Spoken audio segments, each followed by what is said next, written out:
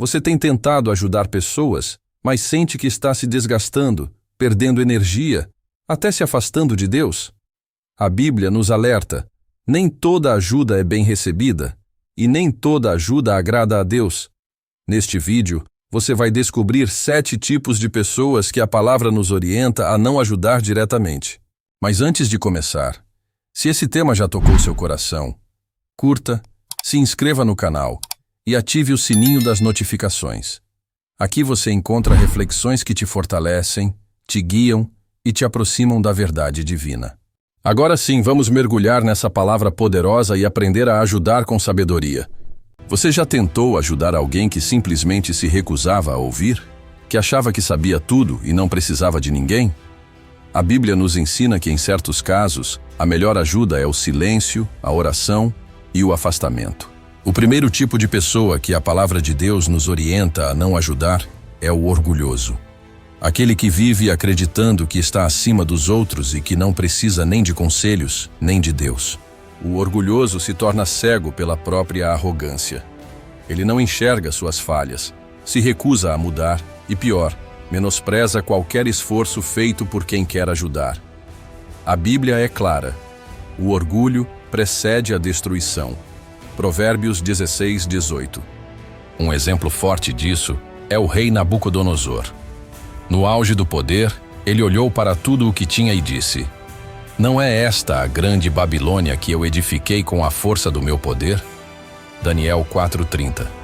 Deus o humilhou, fazendo-o viver como um animal por 7 anos, até que reconhecesse a soberania do Altíssimo. O orgulho foi sua ruína, e continua sendo a ruína de muitos. Pessoas orgulhosas não aprendem com conselhos. Elas ignoram alertas, não aceitam ajuda e vivem achando que têm controle de tudo. Quando você tenta ajudá-las, acaba se desgastando, se frustrando e, pior, pode até se afastar do propósito de Deus para a sua vida. A palavra nos chama à sabedoria. A Bíblia diz que há tempo de calar e tempo de falar. E quando estamos diante de um coração endurecido pelo orgulho, talvez o silêncio e a oração sejam os caminhos mais sábios.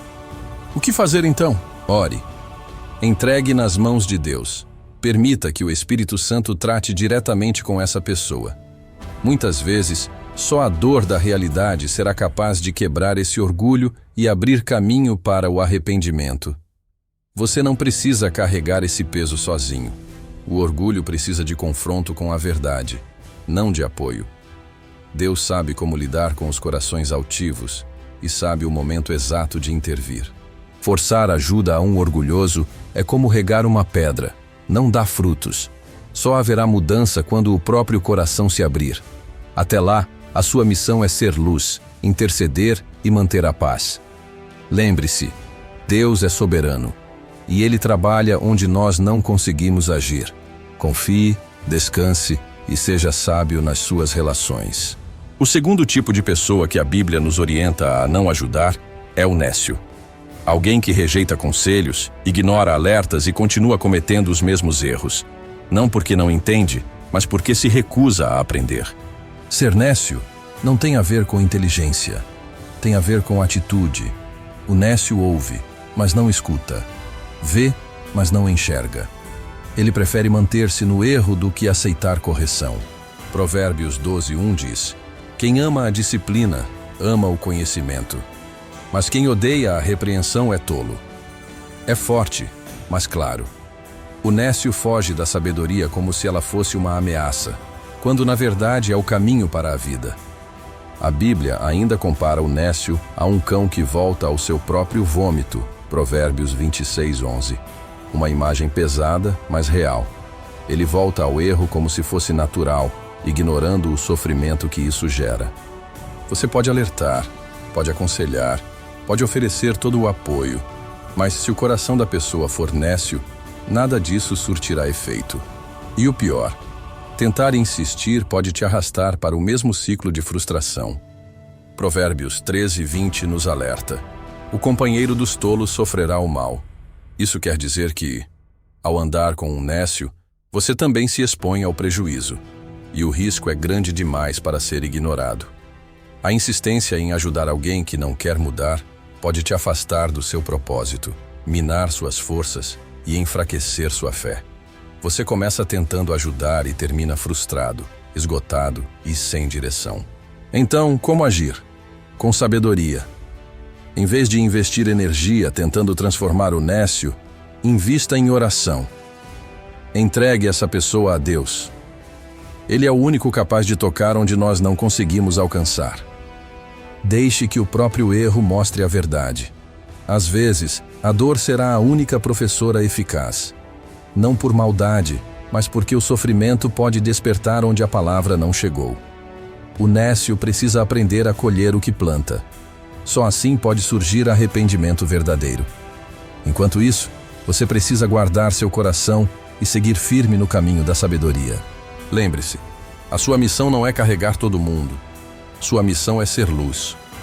E há momentos em que a luz precisa apenas brilhar à distância, esperando que o outro a procure. Se você tem convivido com alguém que se recusa a mudar, saiba que não está errado por parar de insistir. Isso não é abandono, é discernimento. Ore, espere e confie. Deus faz nova todas as coisas, inclusive a mente e o coração do nécio. Mas isso só acontece quando ele, por si, desejar mudar. Algumas pessoas não querem ajuda. Elas querem oportunidade de manipular. O terceiro tipo de pessoa que a Bíblia nos orienta a não ajudar é o desonesto e manipulador. Essa é uma das personalidades mais perigosas porque esconde suas reais intenções. O manipulador não aparece com sinceridade. Ele finge estar precisando, usa palavras doces, dramatiza a situação, mas tudo com um único objetivo: te explorar emocionalmente. Ele estuda suas reações, aprende como te convencer e começa a te envolver num ciclo de culpa, obrigação e desgaste. Você se sente mal se não ajuda, mas ainda pior quando ajuda. A Bíblia é clara sobre isso. Em Provérbios 12:22 está escrito: os lábios mentirosos são abominação para o Senhor. Deus não suporta a mentira, porque ela é a arma do inimigo. Quem manipula está agindo como Satanás, que se disfarça de anjo de luz para enganar. É forte dizer isso, mas é a verdade. A manipulação é uma forma de engano, e engano é oposição à verdade de Deus. Essas pessoas criam narrativas convincentes. Sempre tem uma história triste, um problema novo, uma desculpa para cada falha, mas os detalhes não batem. Os padrões se repetem. Aparecem quando precisam, desaparecem quando conseguem o que querem. E se você questiona, te fazem se sentir como o errado. É um ciclo de desgaste emocional e espiritual. Provérbios 26, 24-26 diz: o que odeia dissimula com os lábios, mas no interior maquina engano. Por fora parecem bons, por dentro estão tramando. E quem se envolve muitas vezes sai ferido. A pior parte? Muitas vezes nós achamos que estamos fazendo a vontade de Deus ao ajudar, mas na verdade, estamos alimentando uma armadilha emocional que nos afasta da verdade. A Bíblia nos ensina a ajudar com alegria, não por pressão. 2 Coríntios 9:7 diz que Deus ama quem dá com alegria. Se você está ajudando por culpa, medo ou chantagem emocional, não é generosidade, é manipulação. Então, como agir com o desonesto? Com firmeza, com discernimento, com limites claros. Não se deixe enganar por palavras doces se os frutos são podres. A árvore boa dá frutos bons. A árvore má revela seu caráter com o tempo. Não sinta culpa por recusar ajudar alguém que vive em mentira. O verdadeiro amor não cede à manipulação. Ele confronta com sabedoria e sabe a hora de se afastar. Se for necessário cortar o contato, faça isso com paz no coração. Não é crueldade, é proteção. Não é frieza, é sabedoria espiritual. Ore por essa pessoa. Entregue a Deus, mas não permita que ela te envolva com falsidade e abuso emocional. O discernimento é uma das maiores provas de amor que podemos ter, por nós mesmos e pelos outros. Lembre-se, Jesus nunca se deixou manipular. Ele via o coração das pessoas e respondia com firmeza quando necessário. Seja como ele, ame com sabedoria, ajude com verdade. Você já ajudou alguém com todo o coração e, em troca, recebeu indiferença? Frustração, não é? A Bíblia nos ensina que a ingratidão é um sinal de um coração endurecido e que devemos ter cuidado ao ajudar pessoas assim. O ingrato é aquele que recebe apoio, cuidado, atenção, mas age como se fosse obrigação sua. Ele não reconhece, não agradece e ainda exige mais, como se tudo o que você faz nunca fosse suficiente. Em Lucas 17, Jesus cura 10 leprosos. 10. Mas apenas um volta para agradecer. E ele pergunta: onde estão os outros 9? A gratidão é rara, e a ingratidão é mais comum do que imaginamos. A ingratidão é um veneno silencioso. Ela destrói relacionamentos, desanima quem ajuda e alimenta o egoísmo de quem só quer receber. O ingrato se torna insaciável, sempre querendo mais. Segundo Timóteo 3:2, nos alerta que nos últimos dias haverá homens ingratos, entre outras características. Ou seja, a ingratidão é um sinal do afastamento de Deus e da dureza do coração humano. O ingrato não apenas esquece o que você fez, ele desvaloriza. Age como se fosse pouco, como se você tivesse obrigação de ajudá-lo. E isso fere, desgasta e suga a alegria de fazer o bem. Provérbios 17:13 diz: se alguém recompensa o bem com o mal nunca se apartará da sua casa. Forte, não é? A ingratidão, no fundo, é uma forma de injustiça que atrai consequências sérias. Quem não valoriza o bem que recebe, tende a desprezar o outro. E ao fazer isso, mostra que o coração está focado em si mesmo, não em Deus. A gratidão é fruto de um coração humilde.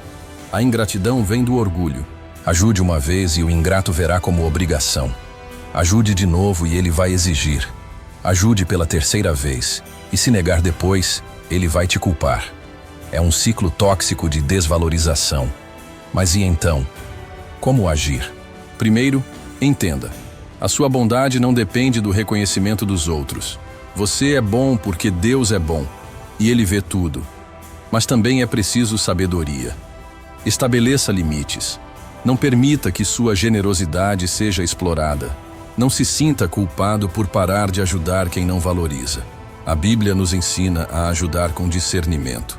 Em Mateus 10:14, Jesus disse: se alguém não vos receber, sacudam o pó dos pés. Em outras palavras, se a pessoa não valoriza, siga em frente. Não insista onde seu coração não é respeitado. O ingrato não aprende a valorizar-se e nunca sente falta.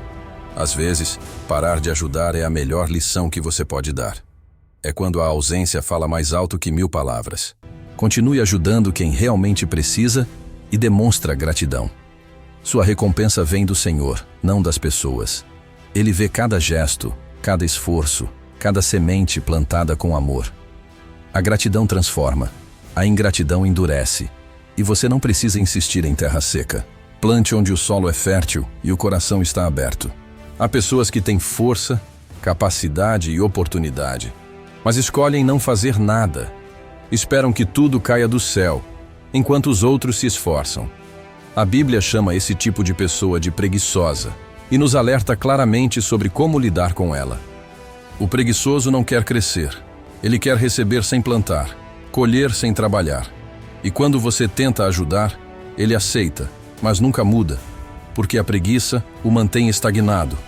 Em Provérbios 6:6, a Bíblia diz: vai ter com a formiga, ó preguiçoso. A formiga trabalha, se organiza, se antecipa. Já o preguiçoso adia, ignora, espera, vive no depois eu faço. Essa atitude, aos poucos, destrói tudo ao redor. Em Provérbios 24:30-31, lemos sobre o campo do preguiçoso, cheio de espinhos, cercado de ruínas. Um retrato fiel do que acontece quando o esforço é trocado pela inércia. Você já tentou ajudar alguém assim? Que sempre tem uma desculpa? Sempre está cansado, ocupado, mas nunca realiza nada? Você se doa, se entrega, mas parece que nada muda. A energia vai embora e a frustração fica. O preguiçoso se acostuma a ser ajudado. E com o tempo, passa a achar que isso é obrigação sua. Se você negar, ele se ofende. Se você incentiva o esforço, ele foge. O apóstolo Paulo foi direto em 2 Tessalonicenses 3:10. Se alguém não quiser trabalhar, também não coma. Isso não é dureza, é princípio espiritual. Deus honra o esforço. Não abençoa a preguiça.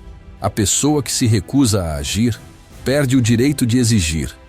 Não podemos continuar sustentando comportamentos que vão contra a vontade de Deus. A ajuda, nesse caso, se torna um combustível para a estagnação.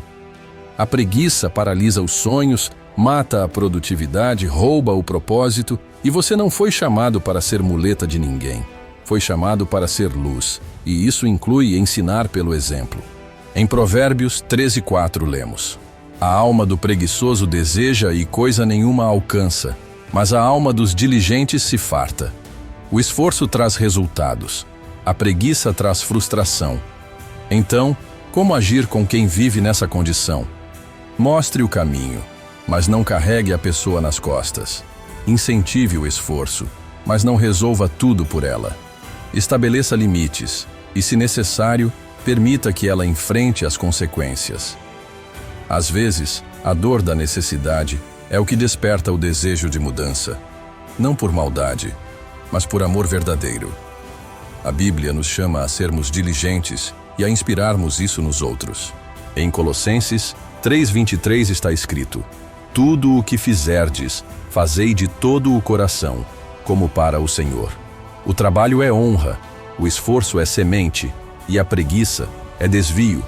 Se alguém está preso à preguiça, ajude com palavras, oração, incentivo, mas não alimente a acomodação. Caso contrário, você estará sustentando um ciclo que não vem de Deus. O amor não é fazer tudo pelos outros. É mostrar que eles são capazes de fazer por si mesmos. E você, como servo de Deus, precisa ter sabedoria para discernir quando ajudar e quando deixar que a lição venha pela necessidade. Todos nós pecamos. Isso é parte da natureza humana.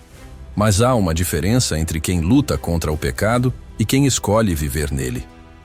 O sexto tipo de pessoa que a Bíblia nos alerta a não ajudar diretamente é o pecador recorrente, aquele que, mesmo conhecendo a verdade, se recusa a mudar.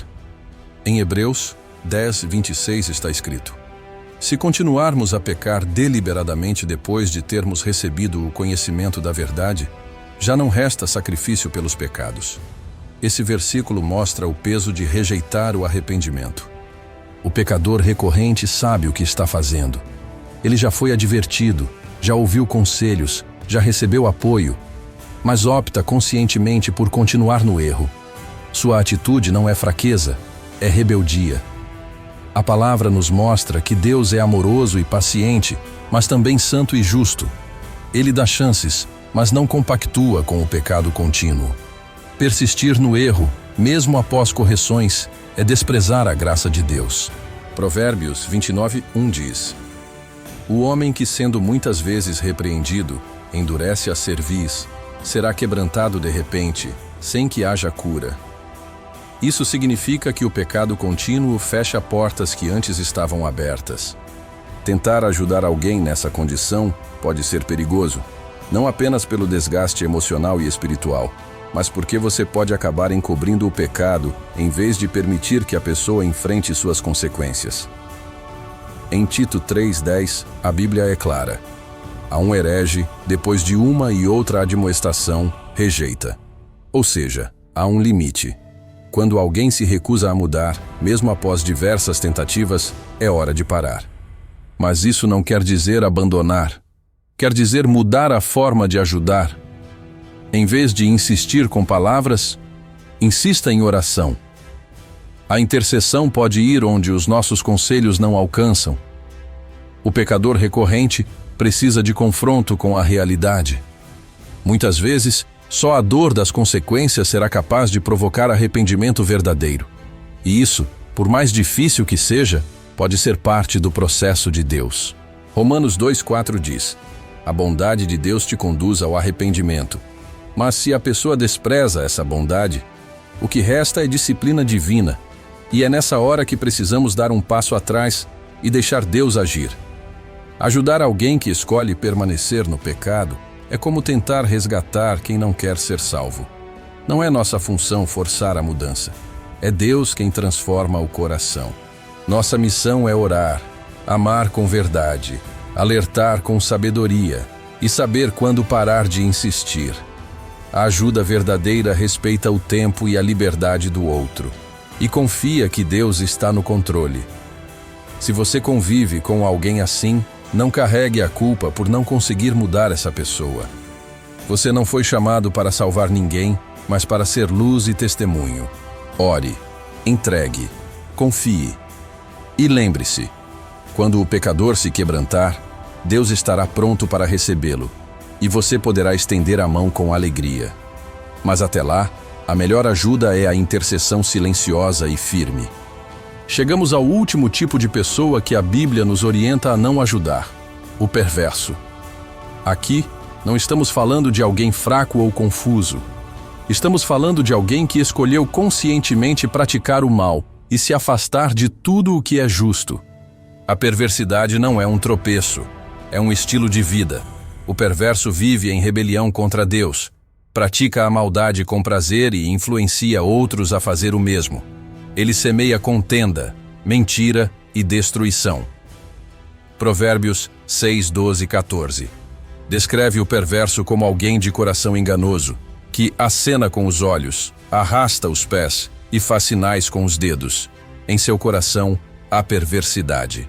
É alguém maquiavélico e intencional. Essa pessoa não quer mudança.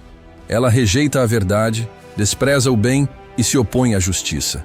E por isso, a Bíblia nos adverte: não tente ajudar o perverso, pois ele não quer ser transformado. Em Provérbios 4, 16, 17 está escrito: eles não conseguem dormir enquanto não fazem o mal. Perdem o sono se não causarem tropeço a alguém. Isso mostra como o perverso se alimenta do erro. Ele gosta de destruir. Tentar ajudar alguém assim pode ser extremamente perigoso. Você pode acabar sendo usado, manipulado ou até envolvido em práticas contrárias à sua fé. A Bíblia é clara: fuja da perversidade. O perverso não se arrepende. Ele resiste à voz de Deus e muitas vezes encoraja outros a fazerem o mesmo. Romanos 1:32 diz que não só praticam tais coisas, mas também aprovam os que as fazem. Eles se tornam multiplicadores do mal. E o que fazer com essas pessoas? A resposta é dura, mas necessária. Afaste-se. Não se envolva. Não tente ser herói. Em Tito 3:10 está escrito: ao herege, depois de uma e outra admoestação, rejeita. Quando alguém insiste no mal, o afastamento é proteção. Isso não significa que deixamos de orar. Pelo contrário, devemos interceder, mas com limites claros. O perverso precisa de um encontro com Deus, e isso vai além da nossa capacidade humana. Salmos 37:9 diz: os perversos serão eliminados, mas os que esperam no Senhor herdarão a terra. A justiça de Deus é certa. Ele não deixará o mal impune. A sua função não é salvar o perverso pela insistência. É manter-se firme na luz, proteger seu coração e confiar que Deus julgará com justiça. Seja prudente, seja firme, seja guiado pelo Espírito. Ajude quem quer mudança. Interceda por quem ainda pode ser tocado. Mas não se contamine com o mal. O amor também se manifesta em dizer não e manter distância de quem se entrega à escuridão. Lembre-se, discernimento é parte do amor cristão. E Deus honra os que escolhem andar na verdade, mesmo quando isso significa se afastar daqueles que escolheram o mal.